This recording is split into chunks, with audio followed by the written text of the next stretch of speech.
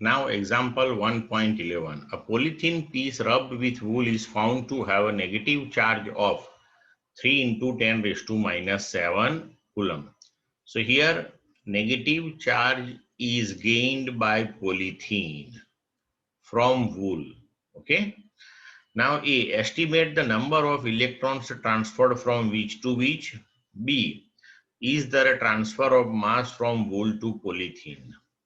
So total Q equal to 3 into 10 raised to minus 7 coulomb. Negative charge is on the polythene. So number of excess electrons will be, now we can use the equation Q, that is Ne, quantization of electric charge.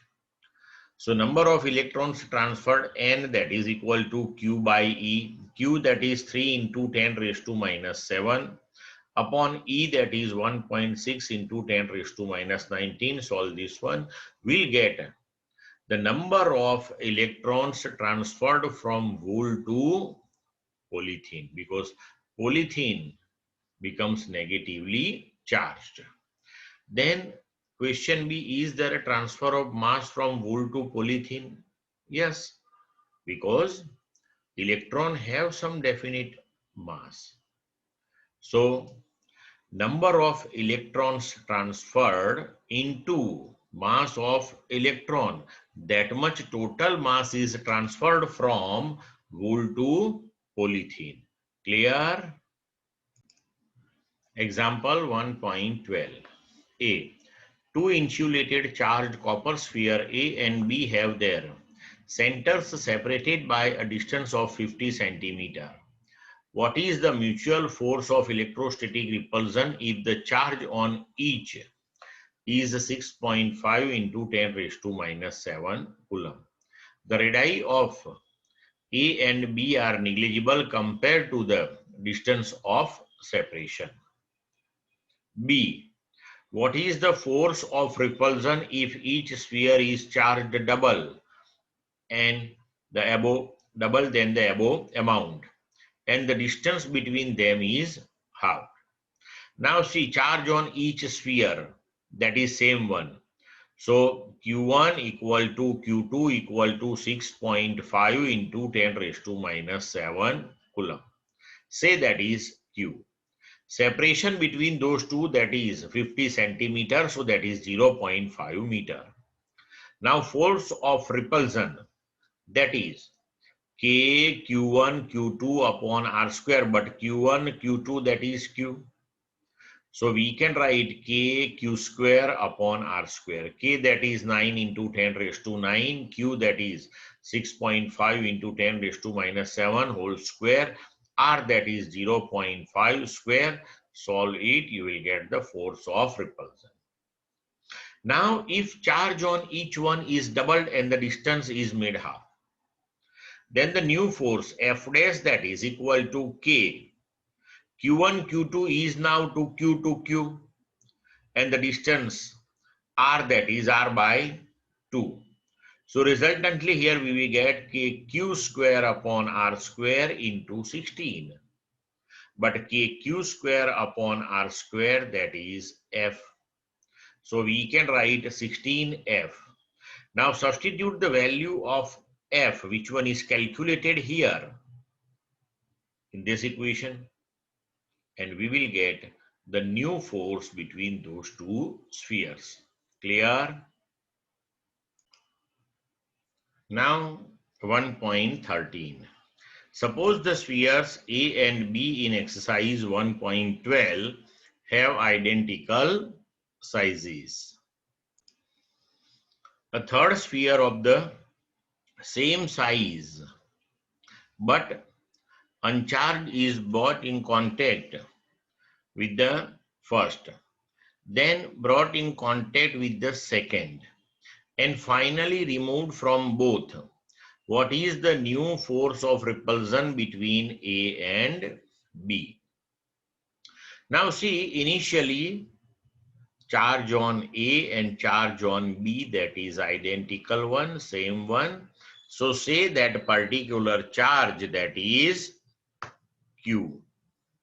Now the force of repulsion, that is kq square upon r square, between these two spheres. Now if sphere A is touched with identical sphere, then the charge distribution, that will be equal one. It implies that now the charge on A, that will be q by 2. Okay. Then that identical sphere is touched with B. Now on that identical sphere also there is the charge equal to q by 2, because initially on A charge was q, and on that third one, which is identical one, charge was 0. So equal distribution. So here q by 2, q by 2, right? We discussed. So now that one is touched with B. So now charge on B, that will be q by 2, that is of that third sphere, plus q, that is the charge of B, and divided by 2. So now charge on B, that will be 3q by 4. So new force of repulsion, F dash, that is equal to K QA QB, QA that is q by 2 and QB that is 3q by 4 upon r square, because the separation is same one. So resultantly we can write kq square upon r square into 3 by 8, that is equal to 3 by 8 into F.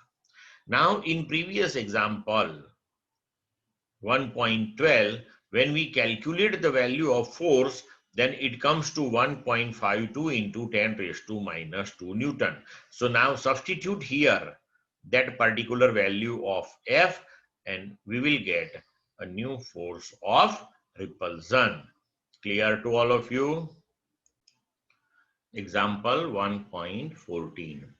Figure shows a tracks of 3 charged particles in a uniform electrostatic field. Give the sign of the 3 charges. Which particle has the highest charge to mass ratio? Now see, we know this thing, unlike charges attract each other and like charges repel each other. Now say here, in the figure we can see the track of particle number 1 and particle number 2 is curved towards the positively charged plate. So positive will attract negative. It implies that from the figure we can understand this thing. 1 and 2 are negatively charged particles, so attracted by this positively charged plate and turn towards it. And third one, that is moving towards negatively charged plate, means it is attracted by negatively charged plate, so that the track of it is curved towards negatively charged plate. So we can say particle number 3 is positively charged. Now, which particle has the highest charge to mass ratio? The particle which one have highest charge to mass ratio means that particle is the lighter one as well as the charge on it, that is maximum one. So in that particular case, that particular particle will experience more attractive force. And the particle which experience more attractive force, its path will be more curved towards the plate. So here for particle number 3 have more curved path. So we can say the charge to mass ratio of particle number 3, that is highest one. Clear? Example 1.15. Consider a uniform electric field vector E that is 3 into 10 raised to 3 I caret Newton per coulomb. A. What is the flux of this field through a square of 10 centimeter on a side whose plane is parallel to the YZ plane? B. What is the flux through the same square if the normal to its plane makes angle 60° with the x-axis? Okay. Now here it is given to you, this particular square surface is parallel to the YZ plane.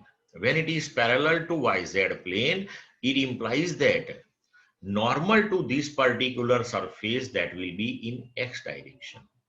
So area vector of this given plane that is in the x direction.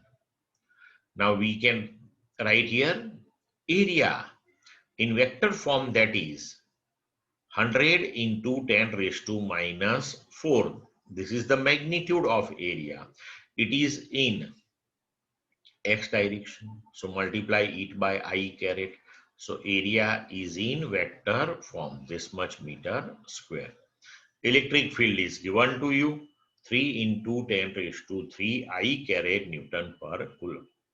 Now, flux passing through that particular surface, that is E dot A, that is E A cos theta. But here, electric field and area vector both are in the same direction. So, angle between E and A, that is 0. So, cos 0. Now, substitute value of E 3 into 10 raised to 3. Of A 100 into 10 raised to minus 4. Solve it, you will get the answer. Now in second case, the normal to the plane, it implies that the area vector which is normal to the plane is making an angle 60° with x-axis. So in that case, the flux passing through that surface, that is as per equation EA cos theta. Now theta that we have to take 60, but cos 60 that is 1 by 2. It implies that in second case, the flux passing through that surface, that is EA by 2. So you will get the answer half than this one. Clear to all of you? Example 1.16. What is the net flux of the uniform electric field of vector E equal to 3 into 10 raised to 3 I caret Newton per coulomb through a tube of side 20 centimeter oriented so that its faces are parallel to the coordinate planes? If the faces are parallel to the coordinate planes, then the flux will pass through only those surfaces which are perpendicular to x-axis, because your field that is in x direction. So if field is in x direction, then the surface which is perpendicular to it, through it will pass. All those faces which are parallel to the field, through that not a single field line will pass. So now in this particular case, when the electric field given to you, that is the uniform one, then number of field lines entering to the cube and number of field lines leaving the cube from other side will be same one, and therefore the flux passing through that particular cube, that will be equal to 0. Clear? Example 1.17. Careful measurements of the electric field at the surface of a black box indicates that the net outward flux through the surface of the box is 8 into 10 raised to 3 Newton meter square per coulomb. A. What is the net charge inside the box? B. if the net outward flux through the surface of the box were zero, could you conclude that there were no charge inside the box? Why or why not? Now see, flux passing through the surfaces of the box, that is given to you 8 into 10 raised to 3 Newton meter square per coulomb. Now, as per Gauss's theorem, we can write flux phi, that is Q upon epsilon 0, where Q, that is the net charge inside the box. So, make Q as a subject. So, net charge inside the box, that we can write Q equal to phi epsilon 0. Phi, that is 8 into 10 raised to 3, and epsilon 0, that is 8.85 into 10 raised to minus 12. Solve this one, you will get the net charge enclosed by the surface, or we can say inside the box. Now, in second question, it is given to you, if flux through the surfaces of the box, that is 0, then can we say that there were no charge inside the box? No, we can't say like that. Because when flux, that is 0, means Q, that is equal to 0, no doubt. But it doesn't mean that the net charge inside it is 0. It doesn't mean that there is no charge. Okay, net charge is 0 means the algebraic summation of all the charges, that is 0. Okay, so maybe charges are there, but the amount of positive charge and amount of negative charge, that is same one, then also this will be the case. So we can't conclude that there is no charge. Clear? Example 1.18.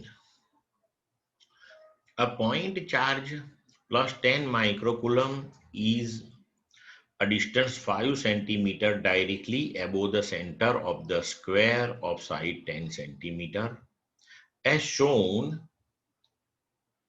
in figure. What is the magnitude of the electric flux through the square? Now see, we have a surface with sides 10 centimeter. Okay. Now charge is at 5 centimeter above it. So now, by considering this particular surface as one face of the cube, prepare a cube as shown in the figure, so that the charge that will be inside it. Now, if charge is inside the cube, then we can say the flux passing through the cube, that is net charge enclosed by the cube or this cubical surface upon epsilon 0.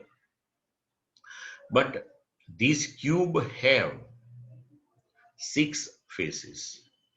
So flux passing through any one phase, so we can say the flux passing through this given surface, that is 1 by 6 of this particular flux. So we can write that is Q upon 6 epsilon 0.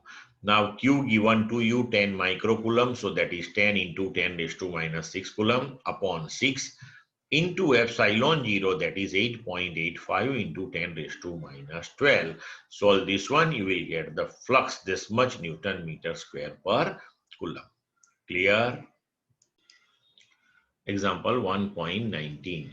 A point charge of 2 microcoulomb is at the center of the cubic Gaussian surface 9 centimeter on edge. What is the net electric flux through the surface? Very simple example. Charge enclosed by the cubical surface. that is 2 microcoulomb. So that is 2 into 10 raised to minus 6 coulomb. Now as per Gauss's theorem, flux phi, that is Q upon epsilon 0 Q, that is the charge enclosed by this cubic Gaussian surface, that is 2 into 10 raised to minus 6 divided by epsilon 0, that is 8.85 into 10 raised to minus 12. Solve this one, you will get the answer, this much Newton meter square per coulomb. Clear? Example 1.20. A point charge causes an electric flux of minus 1 into 10 raised to 3 Newton meter square per coulomb to pass through a spherical Gaussian surface of 10 centimeter radius centered on the charge. A. If the radius of the Gaussian surface were doubled, how much flux would pass through the surface? B. What is the value of a point charge? Now see here, flux given to you, that is minus 1 into 10 raised to minus 3 Newton meter square per coulomb. This one is passing through the spherical Gaussian surface. Now at the center of this spherical Gaussian surface, charge is there. So if we double the radius, then also the charge enclosed by this particular Gaussian surface, that will remain same one. It implies that if the radius of this spherical surface is doubled, then also the flux passing through it, that will remain same one, because Q, that is constant one here. Okay, so flux, that will remain same one. Now we have to calculate the value of the point charge. Now we know flux phi, that is Q upon epsilon 0. So Q, that is 5 epsilon 0. Substitute the value of phi, minus 1 into 10 raised to 3, and epsilon 0, 8.85 into 10 raised to minus 12. Solve this one, you will get answer. Clear? Example 1.21. A conducting sphere of radius 10 centimeter has an unknown charge.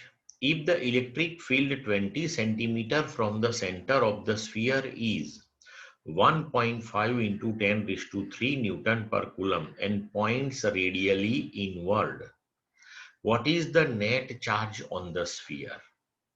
Now see, electric field, that is 1.5 into 10 raised to 3 Newton per coulomb.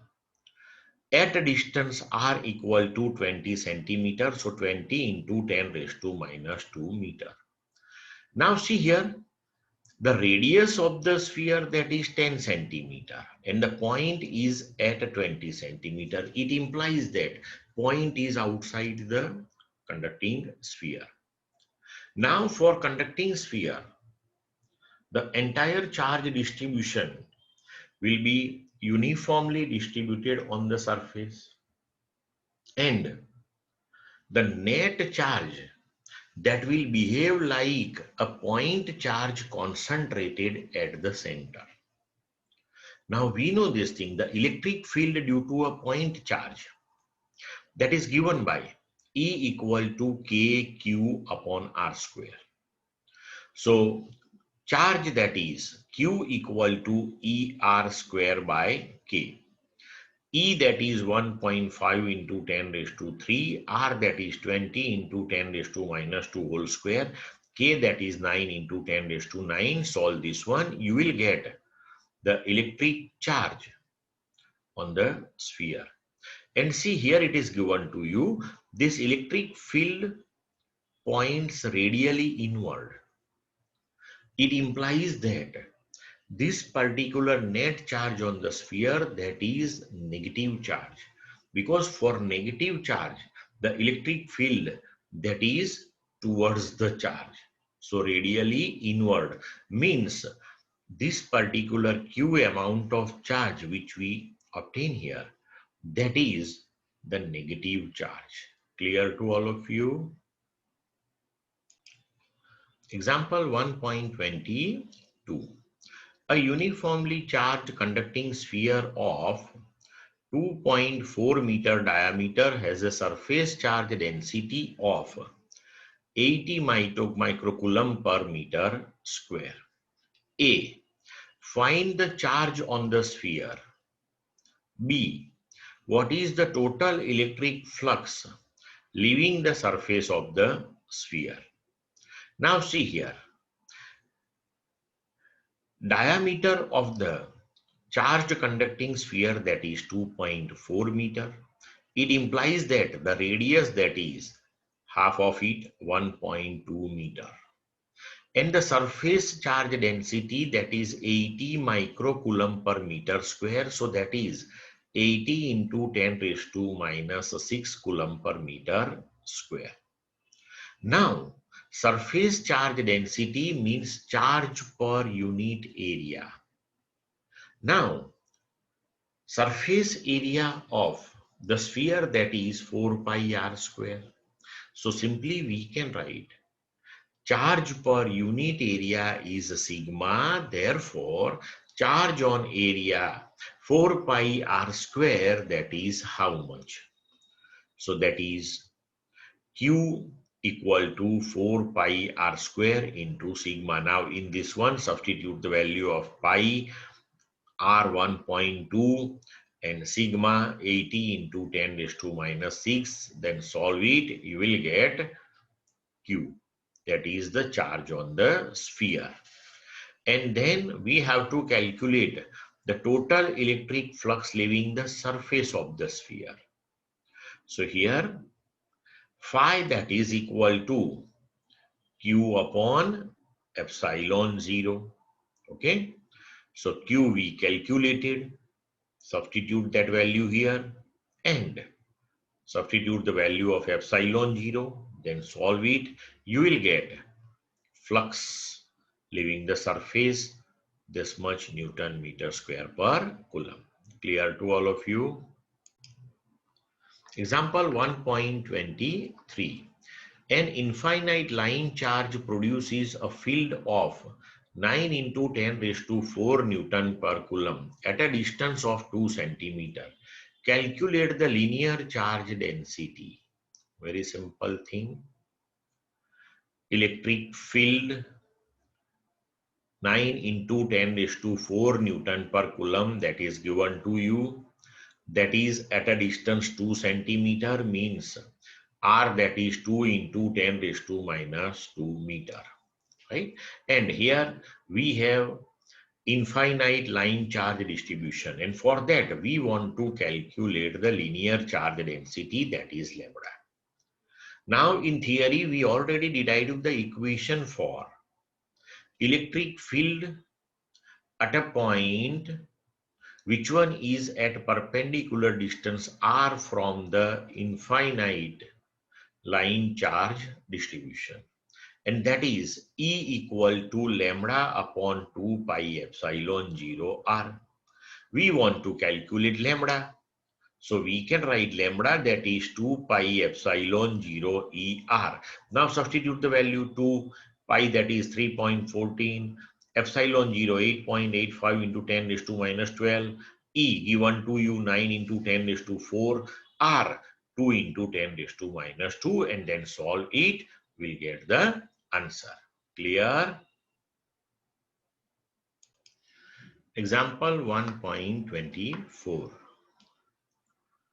Two large thin metal plates are parallel and close to each other. On their inner faces, the plates have surface charge densities of opposite signs and of magnitude 17 into 10 raised to minus 22 coulomb per meter square. What is electric field E? A. In the outer region of the first plate, B. In the outer region of the second plate, and C. Between the plates. Now see, surface charge densities on both are given to you, equal in magnitude but opposite. So one plate is positively charged, another one is negatively charged, are separated by some finite distance, and these two plates are parallel to each other. Now see, we know this thing, the electric field of positive charge that is radially outward. So if we think about the electric field of this positively charged plate, so on left hand side, outward means in this direction. On right hand side, again outward means in this direction. Then for negatively charged plate, the electric field that is towards the charge means towards the plate. So on left hand side towards the plate, so field will be as shown in this figure. Then on right hand side again towards the plate, so like this. Now in theory we already discussed this thing. For infinite plane sheet having surface charge density sigma, the electric field at any point on either side, that is sigma upon 2 epsilon 0. So electric field now on the left hand side of this first plate, that is sigma upon 2 epsilon 0. And due to this negatively charged plate, sigma is minus sigma here. So the field that we can write magnitude wise sigma upon 2 epsilon 0. But these two fields, one that is due to positively charged plate, another one that is due to negatively charged plate, both are in opposite direction. So net charge, net field, that is sigma upon 2 epsilon 0 minus sigma upon 2 epsilon 0, that is 0. Similarly, on the outer region of the second plate, means right side of the second plate, electric field due to both the plates, again that is in mutually opposite direction, and magnitude wise the electric field of both one, that is same one. So again here the resultant electric field, that is sigma upon 2 epsilon 0 minus sigma upon 2 epsilon 0, resultant 0. But between two plates, both the fields are in same direction. Magnitude wise again same one, sigma upon 2 epsilon 0. So resultant field, that is sigma upon 2 epsilon 0 plus sigma upon 2 epsilon 0. Resultantly we will get sigma upon epsilon 0. So electric field between the plates, that is sigma upon epsilon 0. Sigma given to you 17 into 10 raised to minus 22. And epsilon 0 8.85 into 10 raised to minus 12. Solve this one, you will get the electric field between these two plates. Clear to all of you?